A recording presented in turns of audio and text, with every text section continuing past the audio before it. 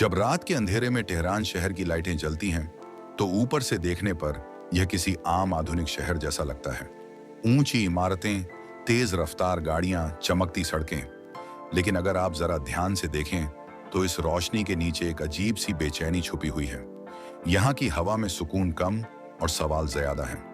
ये वही जमीन है जहाँ कभी बादशाह चलते थे, जहाँ साम्राज्य जन्म लेते थे और जहाँ आज भी एक खामोश जगह जारी है।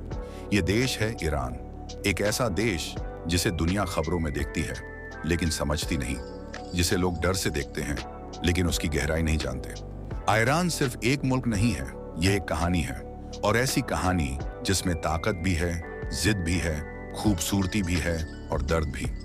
जब आप ईरान का नाम सुनते हैं तो आपके दिमाग में क्या आता है? परमाणु बम, हिजाब, अमेरिका से दुश्मनी, इजराइल से नफरत, पाबंदियां, जंग। लेकिन सच ये है कि ईरान इन सब से कहीं ज्यादा है।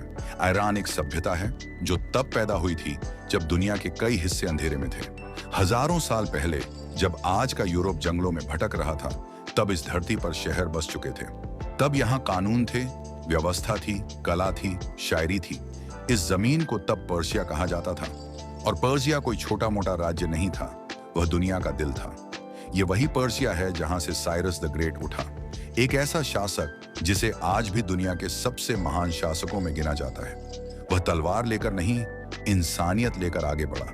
उसने कहा कि हर इंसान आजाद है, हर धर्म का सम्मान होगा, हर कौम सुरक्षित रहेगी।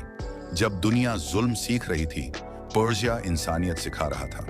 कल्पना कीजिए, 2500 साल पहले इसी मिट्टी पर ऐसी बातें हो रही थीं जो आज भी कई देशों में नहीं हो पाती। यही वजह है कि ईरान के लोग अपने अतीत पर गर्व करते हैं, बहुत गहरा गर्व, इतना गहरा कि वह कभी कभी घमंड बन जाता है। वक्त बदला, साम्राज्य गिरे, सिकंदर आया, अरब आए, इस्लाम आया। पर्शिया ने इस्लाम को अपनाया लेकिन अपनी पहचान नहीं छोड़ी। यही ईरान की खासियत है। ये झुकता है लेकिन मिटता नहीं, ये बदलता है लेकिन टूटता नहीं।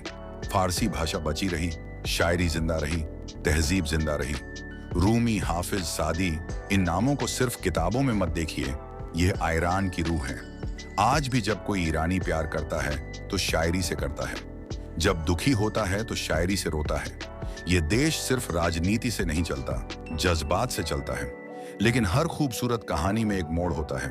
20वीं सदी में ईरान ने तेजी से बदलना शुरू किया। शाह की हुकूमत थी, सड़कों पर आधुनिक गाड़ियां थीं, औरतें खुले कपड़ों में थीं, पश्चिमी म्यूजिक बजता था। बाहर से देखने में लगता था कि ईरान आगे बढ़ रहा है, लेकिन अंदर ही अंदर कुछ टूट रहा था। गरीब और गरीब होता जा रहा था, अमीर और अमीर। धर्म को किनारे किया जा रहा था, परंपरा को दबाया जा रहा था, और लोगों के दिल में गुस्सा भरता जा रहा था। ऐसा गुस्सा जो चुप रहता है लेकिन खतरनाक होता है। फिर आया 1979। सड़कें भर गईं, मस्जिदें भर गईं, नारे गूंजने लगे। शाह भाग गया और एक बुजुर्ग काले कपड़ों में सख्त चेहरे के साथ ईरान लौट आया। उसका नाम था अयतोला खोमेनी। उसके आने के साथ ईरान बदल गया, पूरा का पूरा। यह सिर्फ सरकार बदलना नहीं था, यह सोच बदलना था, यह रास्ता बदलना था, यह तय करना था कि अब ईरान किस तरफ जाएगा। और उसने चुना टकराव का रास्ता, उसने चुना जिद का रास्ता, उसने चुना दुनिया से अलग खड़े होने का रास्ता। अब ईरान सिर्फ ईरान नहीं रहा, वह इस्लामिक रिपब्लिक बन गया। धर्म सत्ता में आ गया और सत्ता धर्म के नाम पर बोलने लगी। यहीं से ईरान और दुनिया के बीच दीवार खड़ी हो गई।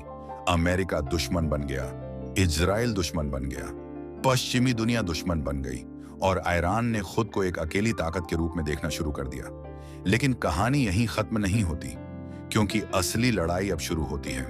एक ऐसी लड़ाई जो बाहर नहीं, अंदर है। एक ऐसी लड़ाई जो गोलियों से नहीं, सपनों से लड़ी जाती है।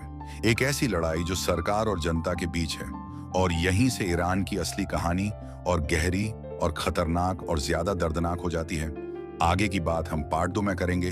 तब तक के लिए आप चैनल सब्सक्राइब कर लें और वीडियो को लाइक करें। धन्यवाद।